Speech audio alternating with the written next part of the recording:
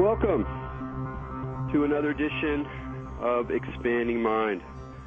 I'm your host, Erik Davis, continuing our explorations of the cultures of consciousness. Last month, actually, there was another Wisdom 2.0 conference here in the Bay Area, a gathering that brings together leading meditation teachers and technology executives, Buddhist geeks, mind hackers, etc. And there was a protest this time, a somewhat ungainly protest, I must say, but people took to the stage complaining about the, you could call it the hyper-gentrification of San Francisco and the tech industry's role in that, particularly the quite visible Google and their buses, etc. And there was a bullhorn, and it was kind of obnoxious and sort of unfocused. But it was a very interesting event because then it kind of brought up this sort of issue of the gentrification of Buddhism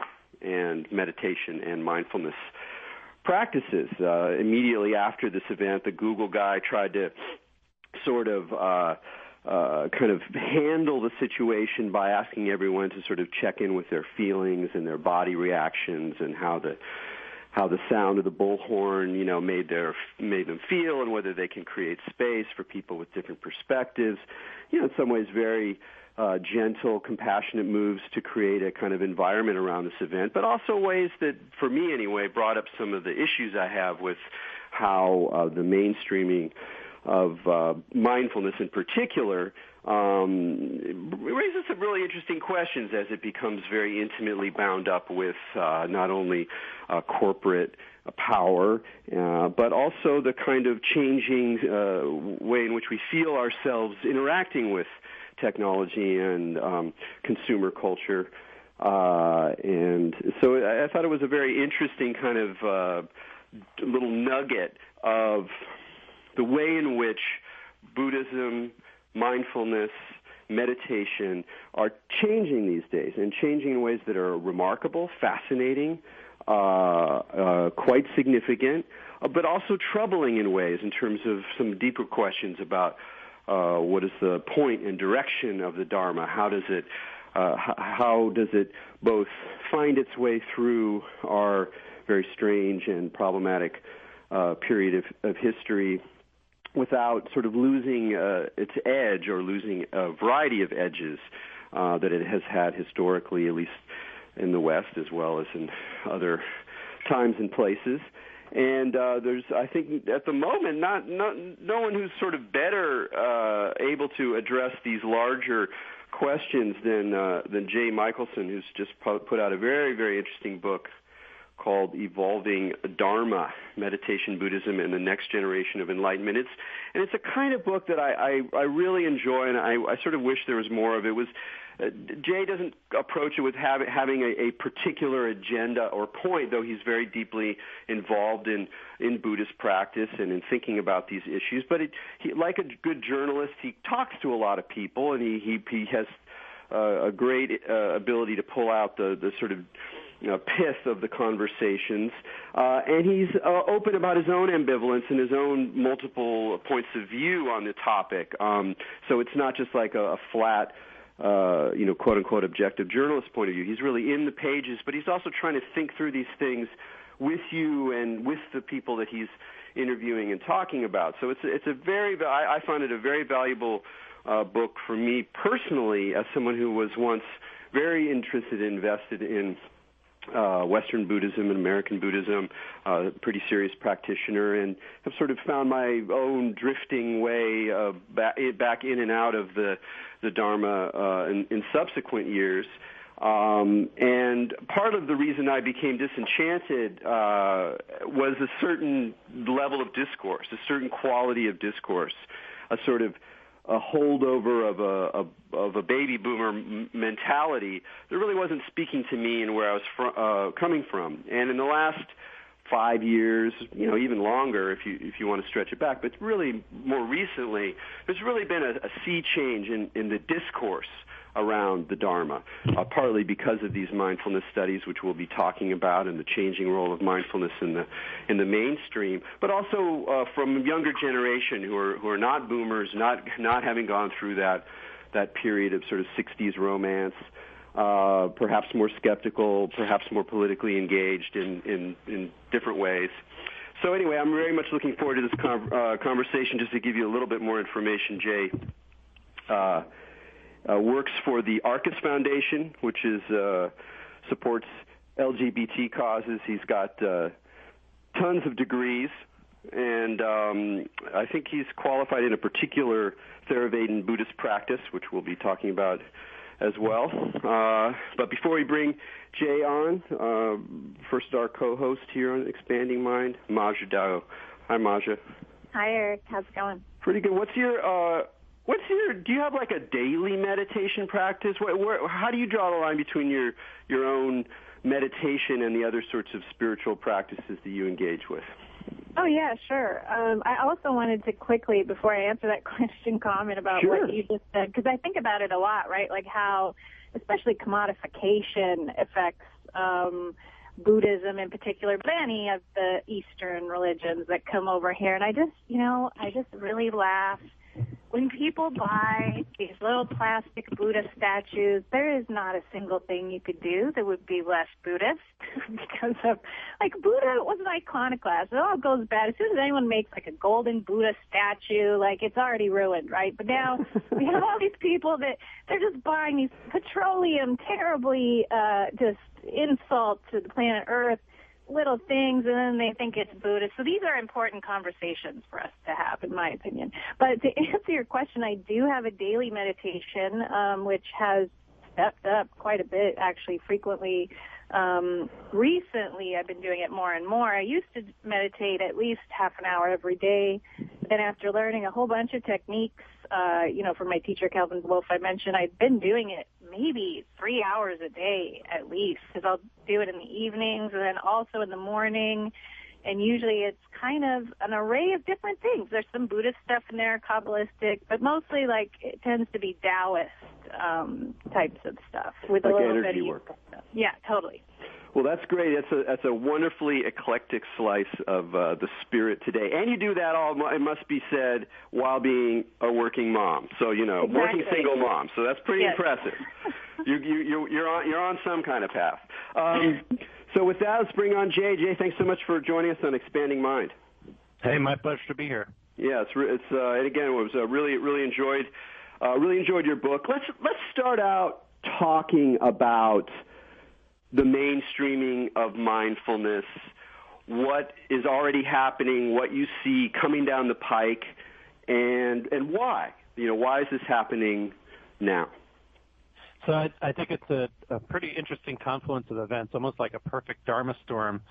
I think I almost want to answer your question by zooming back before zooming in. No problem. Which is just like remark at the weirdness that this monastic practice that only a few monks were doing 150 years ago, is now in the halls of Google and Goldman Sachs and on the front cover of Time magazine. It's really, the story I try to tell in the book is this remarkable evolution from, something that wasn't even open to lay people in Asia, right? It was really just a monastic, this form of Buddhist practice that's become so popular. This particular form was really just for monks. Lay Buddhists were religious in very conventional religious ways. They had rituals, and there was a priesthood that they respected. And I went actually to a Chinese Buddhist temple recently, and there were really bored kids staring at the ceiling. It reminded me of my synagogue when I grew up. And that's, the fact that this practice then became popularized within Burma and then in Thailand and in parts of Southeast Asia, and then a few Americans coming over and taking it across the ocean, and a few Zen teachers coming from Japan and bringing Zen practice to America. It's really this remarkable thing that's happened. And exactly as you pointed out, Erik, in your intro, Buddhist practice became laminated in the kind of cultural trappings of the baby boomer generation. And, I don't want to it's too easy to bash the boomers. There's so much to bash. I also am really grateful to my teachers from that generation. But, they adopted the Dharma to their own times. And I think now there are these at least two really interesting developments happening simultaneously, maybe three. One is the mainstreaming of mindfulness, the way you've described it. The second is kind of the neurodharma, people really more aware of what happens inside the brain. So it's not even just the mind anymore, but really physically what takes place in the brain through sustained meditation practice. And then third, maybe the sort of more hardcore Dharma practitioners, like some of the ones that you mentioned, like Buddhist geeks, who I think are pretty awesome, the practical Dharma movement. There are just a lot of kind of DIY Dharma punks, Noah Levine's communities now in LA and San Francisco, New York. These are communities that look and feel really, really different from the kind of peaceful, boomer-inflected meditation retreat centers that I certainly grew up in and that were so important. So those are, they're three disparate trends and they're happening all at once. And I think that's really, really interesting. And some of the questions that you started with, the problem of spiritual materialism, the problem of mindfulness taken away from virtue, from its social justice component, those are now becoming real live issues. And I think that Protest at Wisdom 2.0 was kind of a really interesting microcosm of those larger questions. Yeah, I mean, absolutely, and it's sort of interesting. We have these three prongs you presented. I think we'll stay with the mindfulness initially. One question might be is that there's a number of different, one could call them relatively basic or sort of relatively broad meditation practices associated with Buddhism. Mindfulness is one of them. There are other, things. You could talk about shamatha or concentration, which, is very related but has a different kind of tone, different ways that Zen organize things, mantra in Vajrayana, et cetera, et cetera. Why is mindfulness, do you think, the one that has found it most, that has been able to be sort of absorbed most easily by our current moment, and particularly where you see that going? I mean, you have some lines in your book about this is just the beginning of this kind of process. So what is it about mindfulness specifically that seems to work so well for us? So I have an unusual answer to that question, but I think it's the right one. The Theravadan Buddhist kind of mindfulness stuff that Jon Kabat-Zinn has popularized so effectively, mindfulness-based stress reduction and so forth, was a very specific cultural product created by a very specific cultural group, which were secular Jews from America. They took out the pieces of Buddha's practice, even within Theravadan Buddhism, that were too devotional, for example. So when I saw a retreat in Nepal in that tradition, we ended each day with a chant, and the chant, involved all kinds of devotional aspects. Those were carefully taken out when what's called now secular mindfulness was created. And I say secular Jews because I think as a Jewish person myself, there is something really important about the secular, liberal, Jewish American experience, being a minority religion and then being a minority that doesn't even see itself necessarily as religious.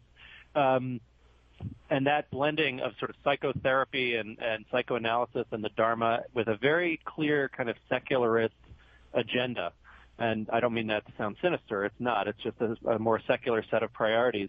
Those factors came together and has created what John teaches, which is secular mindfulness. There are people who are practicing mindfulness who have no interest or even idea that what they're practicing is Buddhist or Buddhist derived. They couldn't care less about the sort of agenda of Buddhism, of liberation. They're doing stress reduction. And I think more than Zen and more than Tibetan practices, it's really Zen, Tibetan, and Theravadan practice are the three major schools that had an impact in the United States in the 20th century.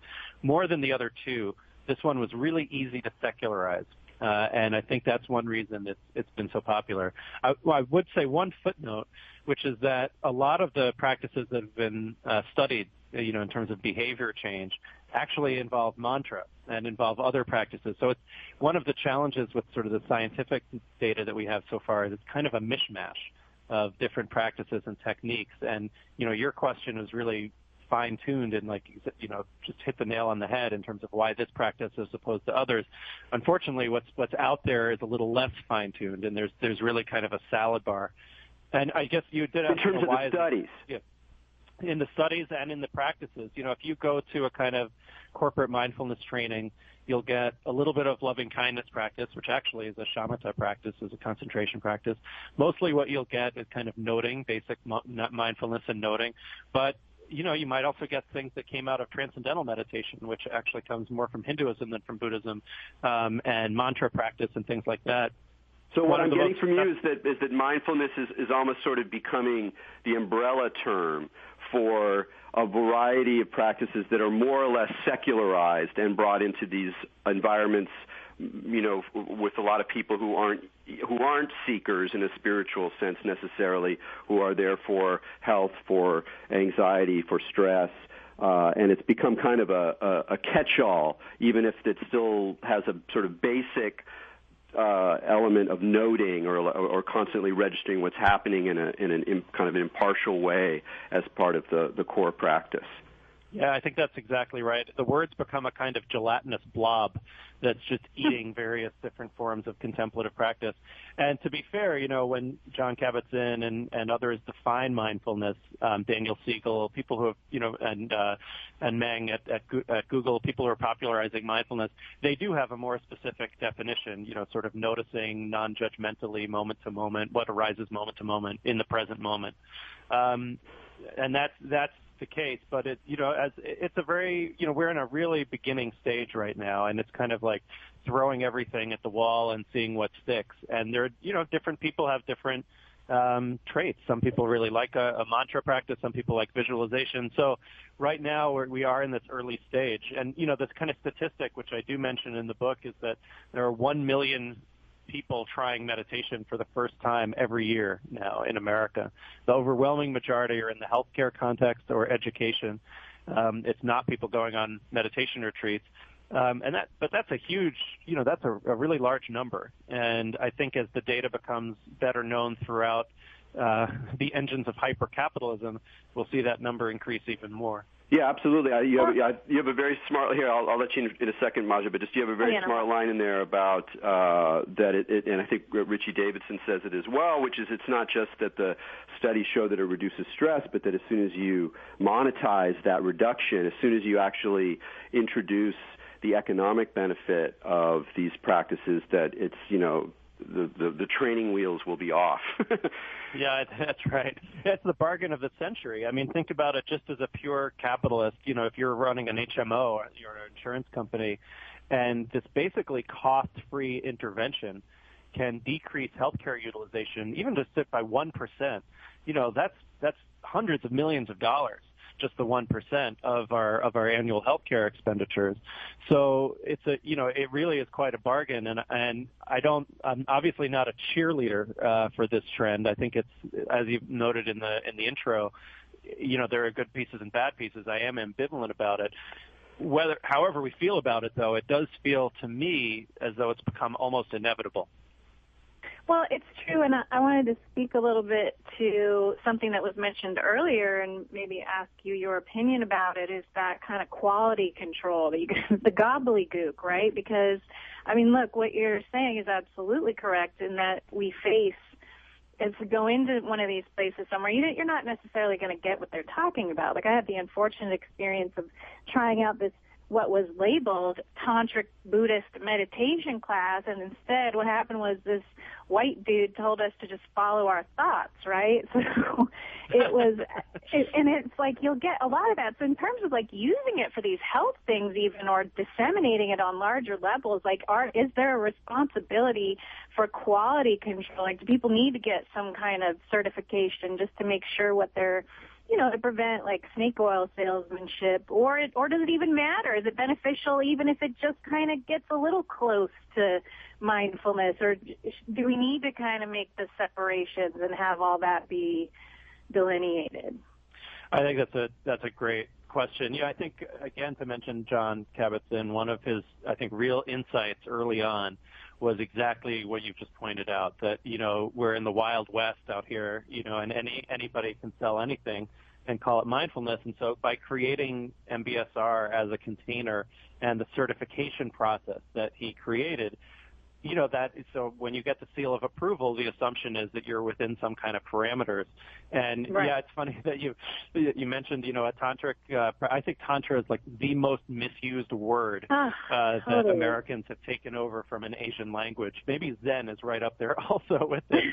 But, so like, does tantra mean, does that mean I'm going to like get off? Is that what that's about? Like I'm going to have sex, or like, it's this total, distortion of what actual, tantra is. And then, as you said, what you got wasn't even Western tantra light. It was like it wasn't even like the misinterpretation. Right. It was a new level of confusion. So I think it is going to shake out. What's happened right now in this initial stage is it's kind of another kind of historical metaphor. It's like the gold rush.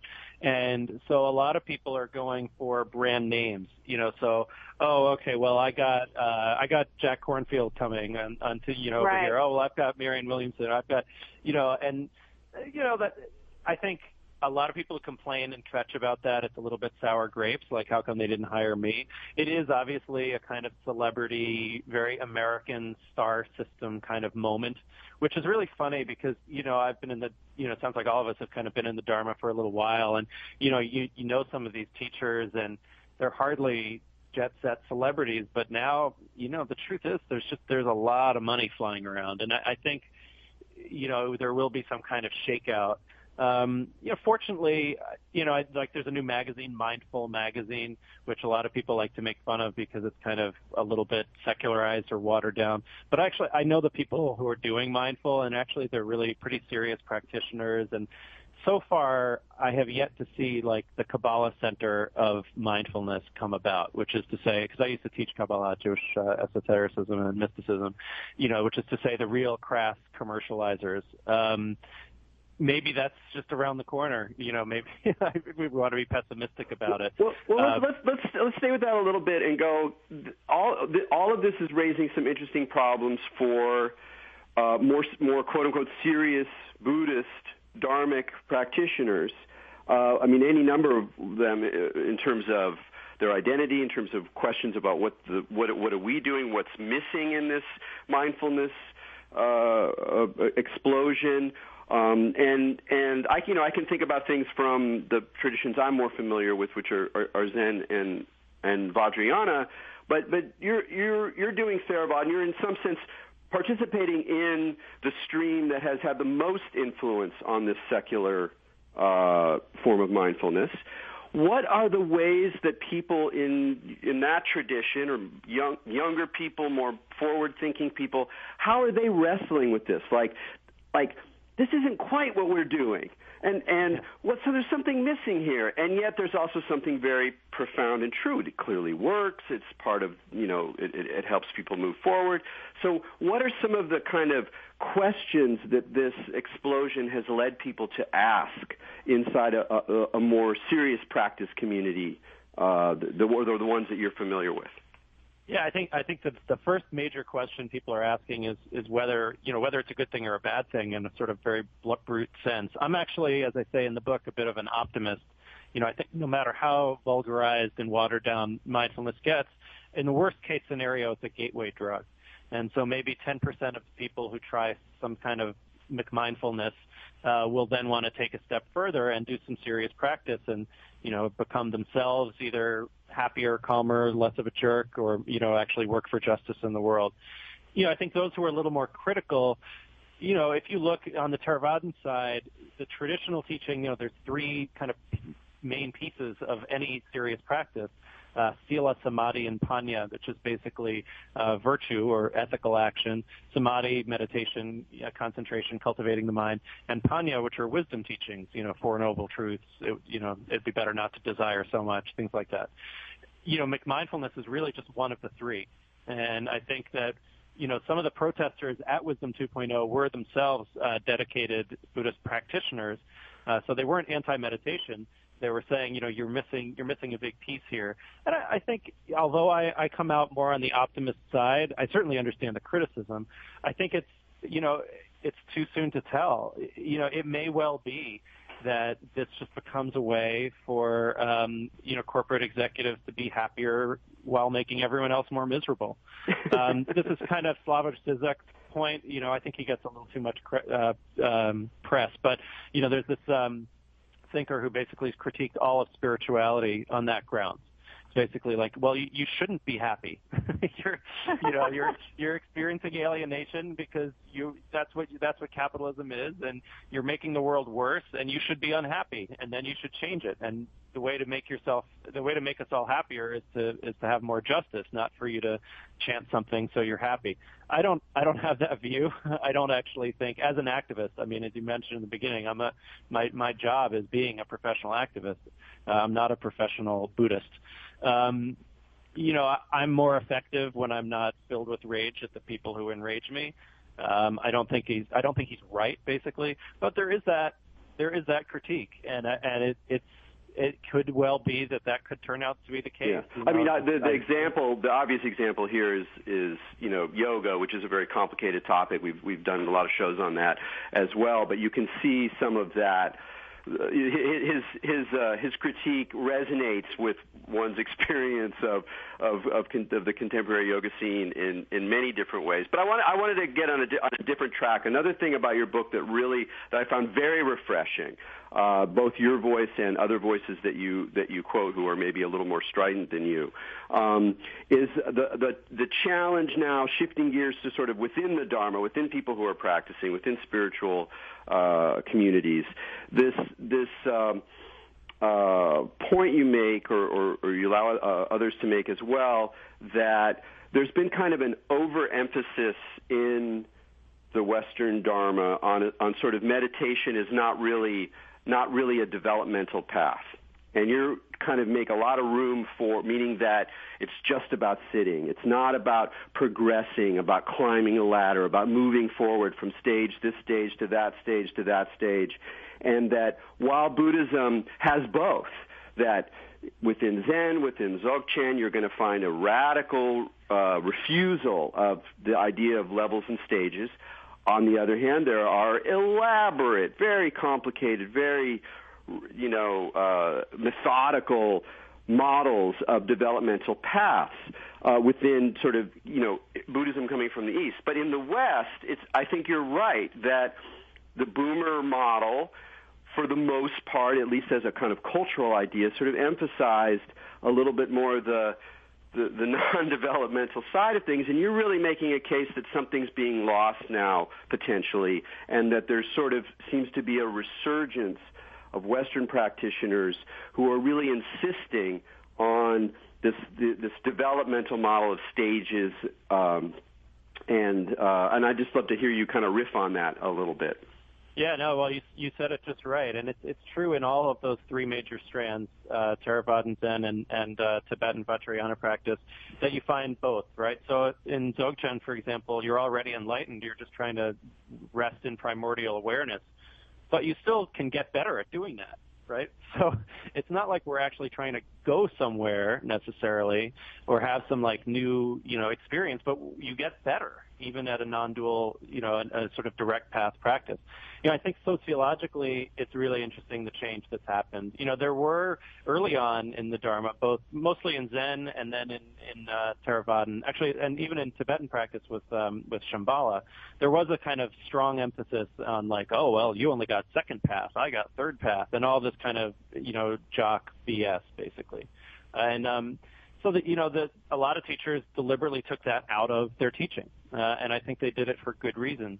But, after a certain point, when you practice and practice and practice, you do want to see, well, what happens over time? Not that it's necessarily predictable, but there have been a lot of people doing this for 2,000, 2,500 years.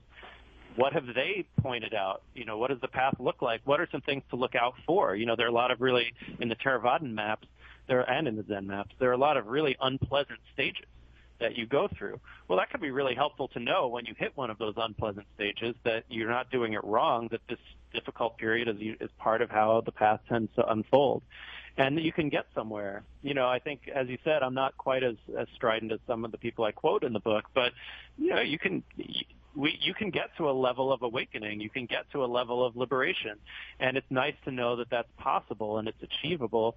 And again, it's not map and not territory. It's not like we're going to slavishly follow any of these the Zen ox herding pictures, for example, but it's helpful to know that it's out there. And so what we're seeing now, I think, is a return to some of these traditional forms without some naive belief that this is definitely true because some Buddhist sage said it. Yeah, so, it's such a fascinating topic for me. This is one of my favorite conundrums of spiritual practice. I remember when I first read Living Dharma, which is a book that Jack Kornfield put together that had a number of Theravadan teachers, high hats, very profound practitioners, people who had a lot of influence on the forms coming from Southeast Asia. And one of my takeaways was like, man, they all have a different model. It all has a different map. And, then studying more in Tibetan lore, same thing. There's all of these different stages, maps of developmental stages. They share many common points, but they also differ a lot. And it seems fascinating to me because they're both true. It's that there are these regular, predictable stages in some sense, and they also are kind of constructions. You go down this path working with this teacher within this framework, some of your experiences will reproduce these kinds of models in a way that's not the same as you would if you were going down a Vajrayana path, let alone a Kabbalistic path. So we get into this weird place where there's something that's similar and something that's very specific to these various traditions. I think that's the pit that humanity falls into, right? As much as it is helpful to hear the stories of people that have accomplished things before, then what happens is we create these dumb little boxes that we stick ourselves in. We think, well, this person did it that way, so that is how it is done. Or that, that Jesus saved my soul, so now I can just hang out on my couch and eat chips. And the problem and the dilemma, I feel like, is just educating people that to utilize these stories of the former pilgrims that have gone before us and read all about it, but to not get attached to them as the way it shall be when it's unfolding for you. And I think that's where the variety of experience comes from, because no matter what stories or instructions you read, I feel like because of our natures, we have to undergo the experience for ourselves regardless of other influence of who did what, Yeah, absolutely. And I'm actually in a project. One of the things I do is I'm at Brown University. I'm a visiting scholar there, and there's a project called the Varieties of Contemplative Experience Project. And, even just in the academic world, because I have a PhD in this stuff, there was originally the idea, everything's the same, right? All of the paths are exactly the same, the perennial philosophy. Right. And so a lot of the differences were kind of papered over with a noble intent, there are some similarities. And then the reaction to that set in, which is, no, everything's totally different. You can never compare. You can never, I don't mix and match because you're just going to lead to confusion if you think that this Kabbalistic thing equals that Taoist thing. And I think now we're hopefully in a little more third stage, maybe more synthetic stage, definitely in the academic world we are, where you can see places of commonality and places of difference, right? So Kabbalah is a theistic system, maybe even a polytheistic system. So it uses theistic language. So it's going to have a different valence, a different feel, and a description of what the path looks like from a non-theistic, let's say a non-theistic Buddhist path. So you look at what's the same, you look at what's different, and then, of course, you look at what your experience is. And these are maps. These are maps that very smart people, and probably some not so smart people, but let's just say smart people have created over the centuries. But they created it from their experience just as we're having our experience. And so I found for me one of the oldest maps in Buddhism from a text called the Visuddhimagga. I found it very helpful. I had a teacher who was teaching according to this, and he actually was very kind of scientific almost about it, like it was like a real system for him. for me, I found it really useful. And not, again, I didn't think of it as a science or a system. I didn't think of it certainly as orthodoxy, but it was just a really helpful way to kind of guide the unfolding of practice for me. And this was over a 3-month retreat in Nepal.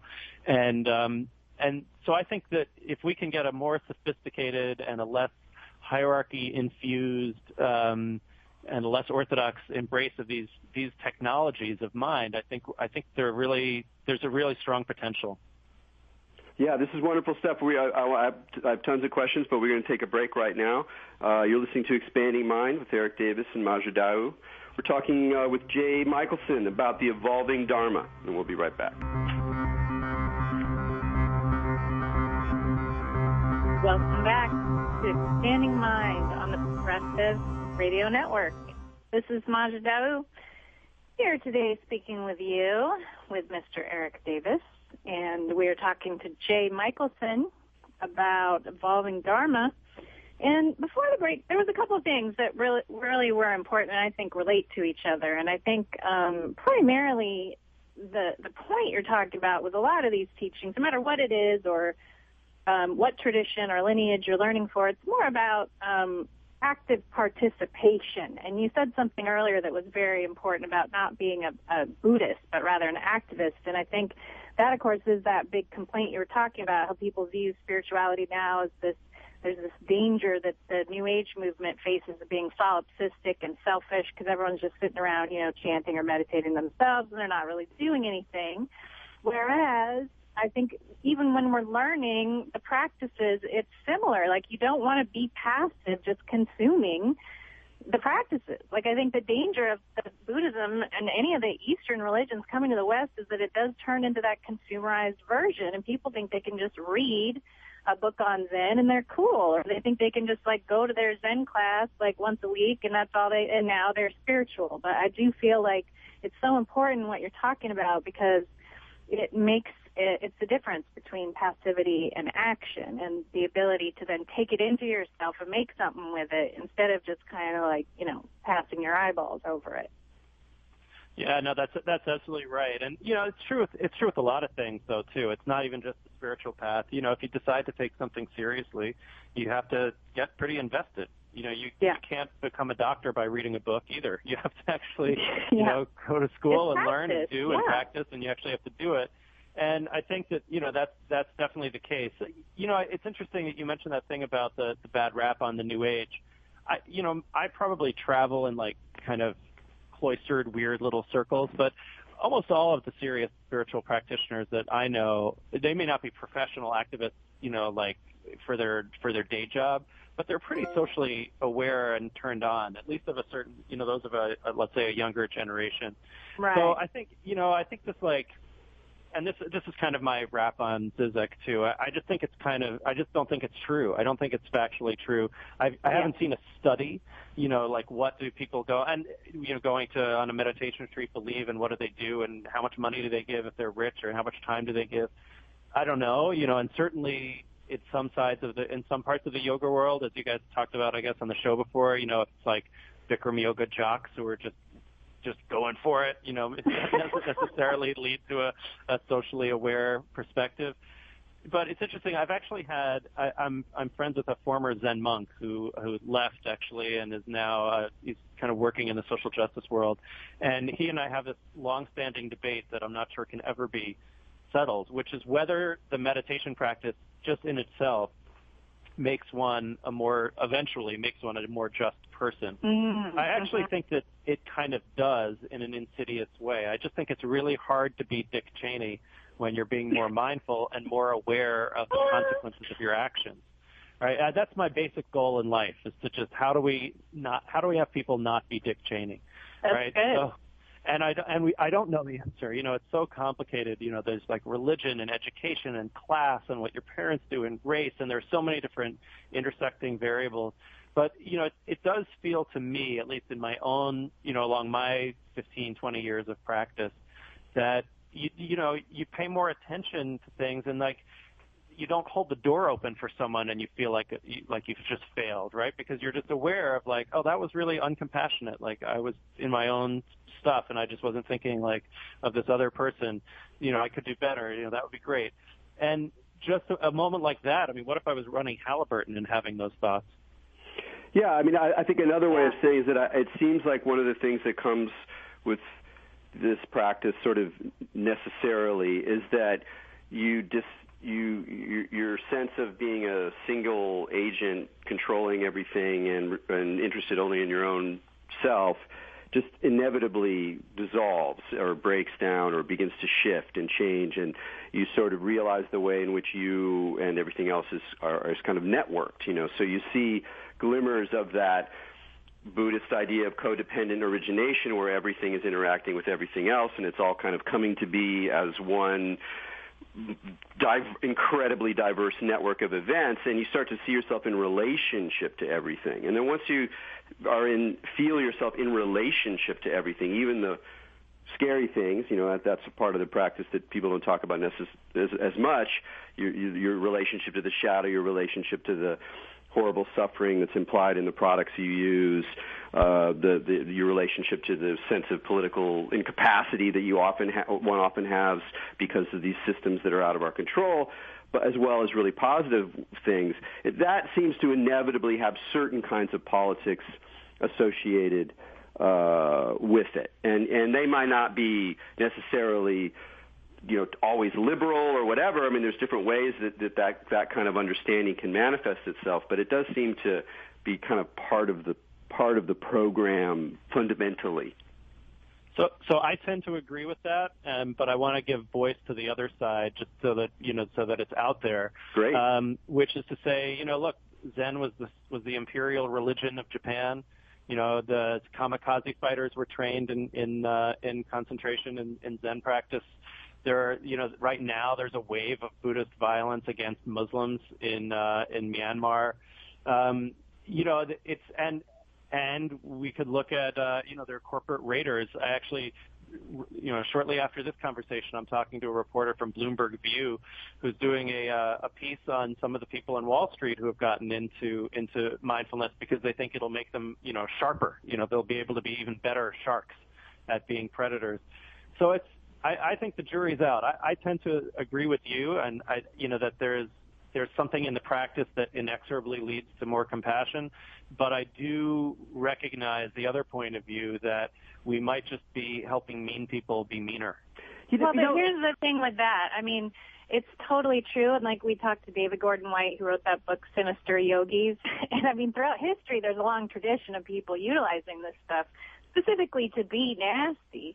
And, of course, then you can get all into the conspiracy theories of everyone with the Illuminati and blah-de-blah-de-blah, right? But to me, the point of the whole thing is that people can use it to be nasty, but that it also does engender compassion, right? It's non-dual, so the answer is both. But the point is it's there anyway. So by encouraging it, it's like saying if you give out condoms, you're encouraging teenagers to have sex, kind of. Like, it's just a thing that's present. So are we going to, harbor it and hoard it to keep it away from the jerks, or are we just going to have everybody learn it to even decrease the potential of having the jerks be inappropriate? And that's an interesting way to put it too. And I don't know, John Kabat-Zinn is haunting this conversation, but I talked with him a few months ago, and he said, he's like, I've gone into law firms, big corporate law firms, and people quit afterward. Because they realize how unhappy they are, and I consider that a success. He does have a kind of subversive, that's not why the firm has brought him in, right? They brought him in so that people can be happier and be more effective lawyers. But he does have this kind of subversive agenda where he's going in, and, if people are leading lives that are unsustainable, it would be helpful for them to see that. Yeah. What I'm also thinking about in response to the whole, so let's say the problem of the kamikaze warrior, which is really significant. I mean, that to me is one of the most important events that happened in sort of the development of American Buddhism, in particular Zen, is when suddenly people had to deal with this reality, deal with the reality of how easily it was to make Zen a nationalist instrument of violence. And the thought that's coming to me is that we have to be able to be comfortable working in multiple frameworks with multiple value systems, that there's not going to be a magic bullet, even in an incredibly refined, powerful, developmentally subtle practice. That's not going to solve all the sort of domains that we have to deal with as like beings in this incredibly complicated time in history, and just being beings in general, which is such a complicated thing. And that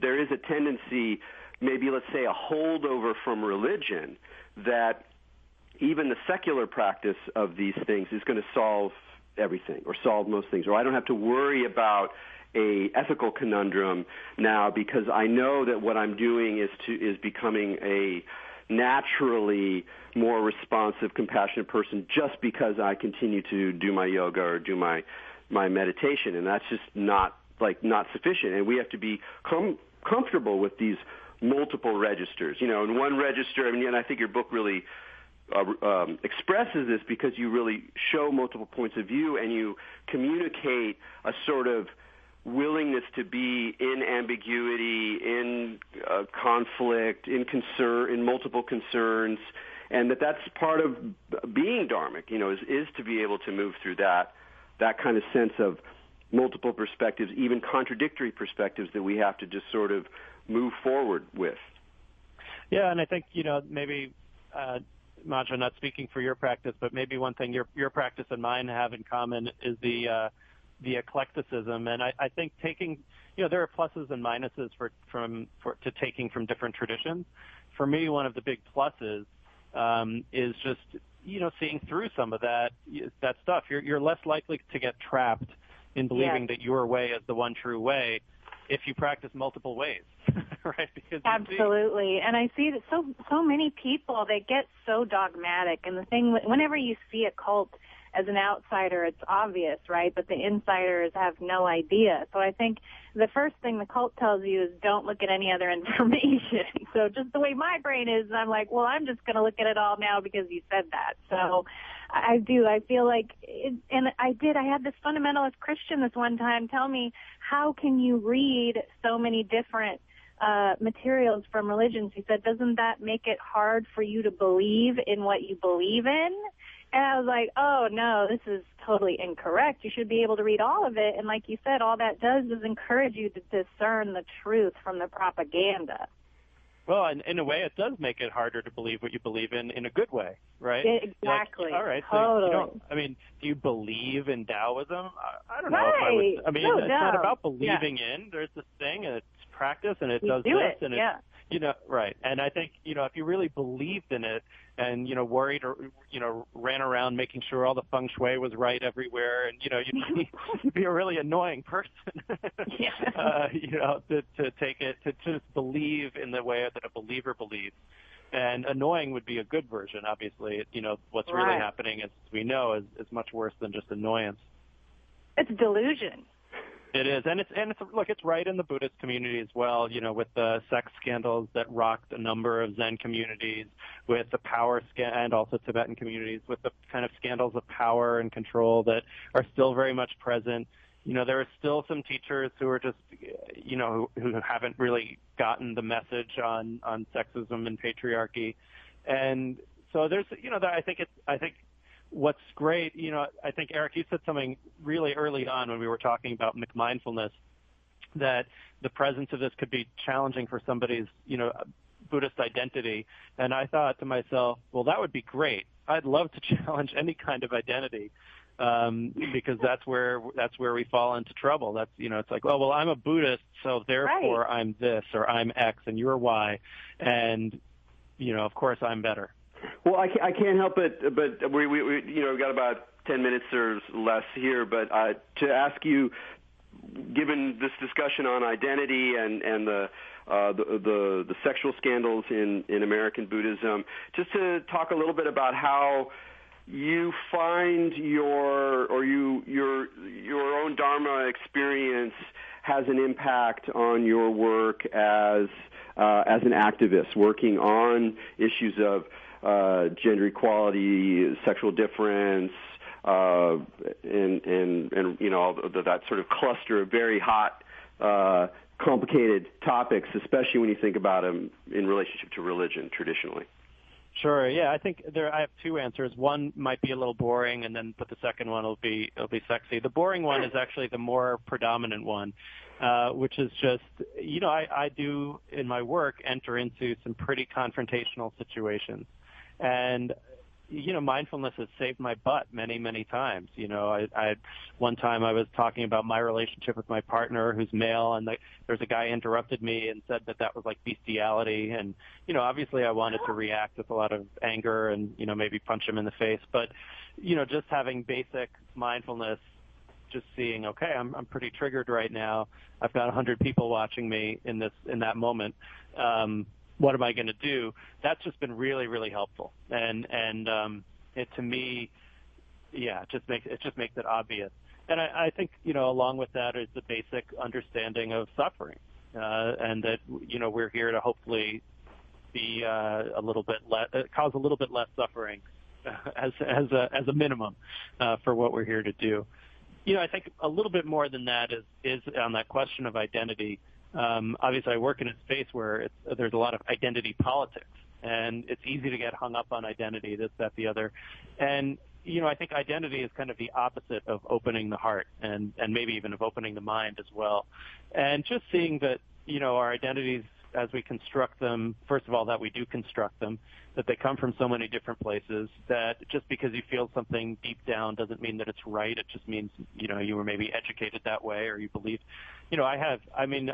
not really anymore, but certainly for many years, I would still encounter kind of internalized homophobia, for example, and I would feel it deep down.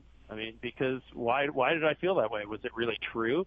Well, not really. It was because, for 20, 30 years of my life, I had this view about sexuality, and that view was wrong, but it was stuck in there. That to me was very much a Dharma insight. That was like seeing that there's a thought that's there, but not identifying with it and not even believing it. Because it's a thought that comes from a place. And, working with people in religious communities who really do sincerely believe like that the world could fall apart, if we shake any of the foundations that they believe the world rests on.